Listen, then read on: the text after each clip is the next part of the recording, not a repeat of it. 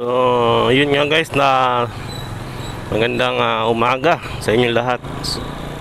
So, nandito tayo ngayon sa Marikina Sports Center o dito sa may Marikina Bayan. At katatapos lang natin na magparehistro. At bukod sa pagpaparehistro ay nagbayad tayo ng ating huli sa illegal parking. Grabe naman, napakamahal naman ng illegal parking. Sa Quezon City nahuli po tayo ng illegal parking. Napakalaki ng bayad, 2,000. Wala ka lang dun sa area na pinaghulihan mo, pero kailangan talagang bayaran din. Nako. At ito na nga, natapos na tayo sa pagpaparehistro. So pupunta tayo ngayon dito sa iikot lang tayo dito sa sa ating municipality of Marikina. So yan, ito ang Marikina Bayan. Nakikita niyo yan, Marikina City. Ayun na nga, bago tayo magparehistro, kailangan muna natin bayaran yung mga penalty natin. Dahil yun lang naman ang penalty natin, nahuli tayo ng MMDA ang nakahuli sa atin dun sa may lugar ng Quezon City, sa may Timog. Ay nako, wag na yung iiwan yung motor nyo dahil napakalaki ng fine. Ito nga pala ang sports center ng Marikina, Marikina Palengke. Shoutout sa mga nakasama ko sa Chowking dito sa may Maxima Building, tabi ng Jollibee. Shoutout sa inyo mga kasama natin dyan sa Chowking. At ating binabaybay ang kahabaan ng gilid ng sports center.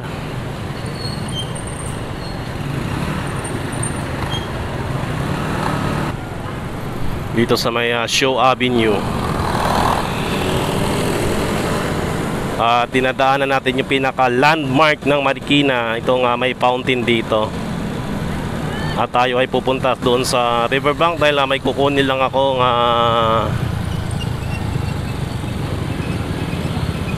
isang bagay. Nako, one way pala to. So diretso po tayo,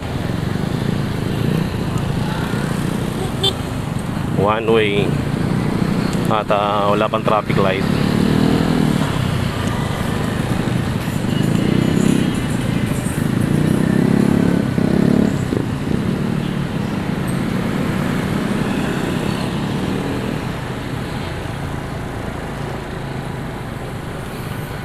At kakaliwa tayo dito sa may kala nyo talaga lahat ng mga nanonood alam yung lugar ng Marikina, no? Ito lang, sasabihin ko lang. Then ay di ko na sasabihin. Yung iba naman na hindi naman din alam yung sa Marikina area. At sasabihin ko na lang din. Ayun, magandang umaga sa inyo lahat. At tayo ay always safe drive. Dito tayo sa may B Santos Street, Jacinto. And welcome to our traffic kalsada update dito sa may Yolax TV. Dito napaka-traffic po dito ngayon. So dito po tayo dadaan sa gilid.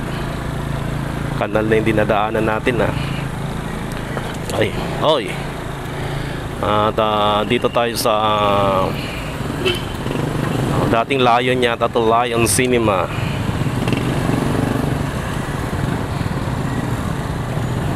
Napaka-traffic.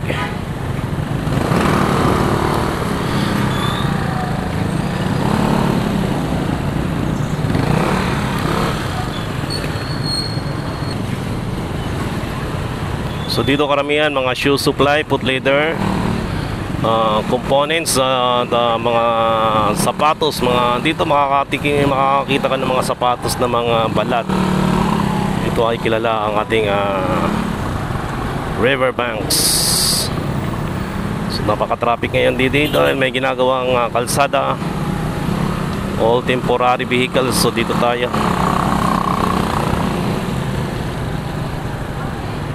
Umikot lang tayo at lalabas tayo ng public market.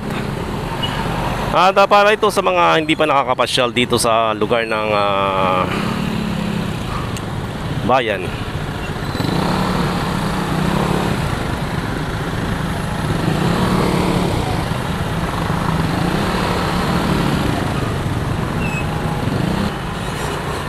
Ayan. Dito sa may papuntang tulay, traffic pa din. Ito ang pinaka highway ng bayan. Dito sa may papunta tayo ng Riverbanks at dadaan tayo ng tulay. Oy! Tumagilid ang ating motor.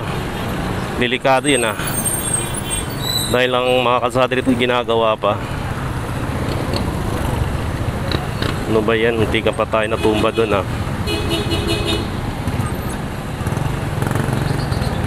Ingat-ingat lang po tayo sa ating pagmamaneho.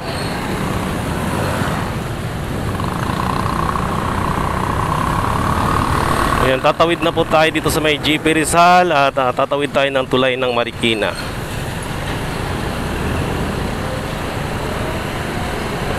Ito mga biyaheng SS to mga to. Ito nga po pala ang tulay ng Marikina. Ito usually yung marami kang nakikita mga news. Dito sinusukat ang tubig at level ng Marikina pag umuulan.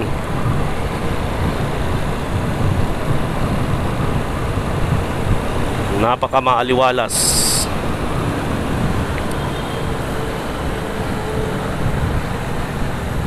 At dito tayo sa Bonifacio Street.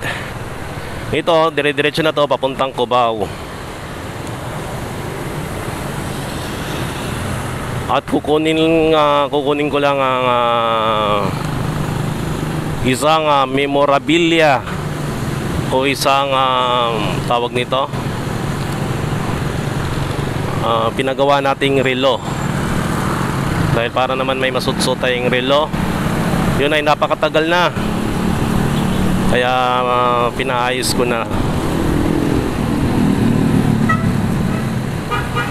Madadaanan natin yung Provident Village.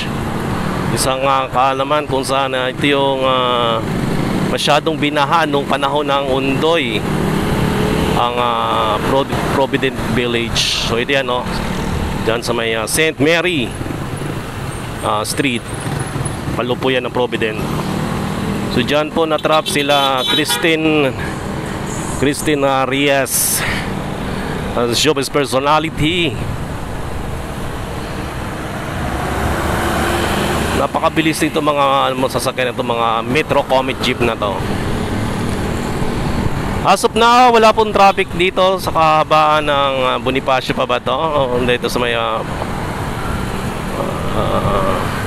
tama, ito nga sa may Lopez Haina Street at sa gilid ng Bonifacio Street. Sisingit na lang po sa itong mga premium jeep. At dito lang po tayo sa gilid. At ito pong lalagpas natin ay Marikina Riverbanks na po yan. At dyan po tayo pupunta at may kukunin lang po tayo.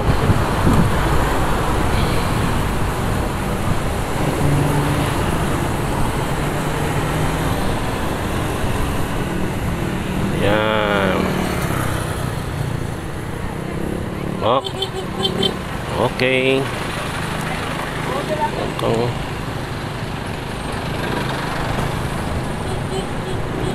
Mukhang umina yung battery ko. Nangyari dito sa battery ko. May grounded ba?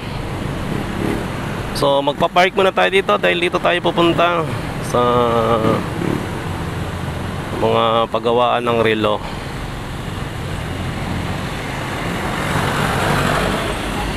Dito. Yup.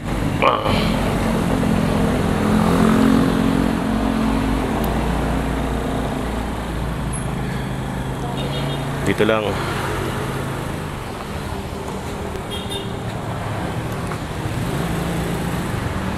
Saglit lang naman tayo.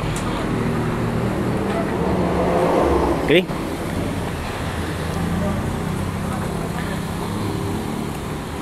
Dali lang.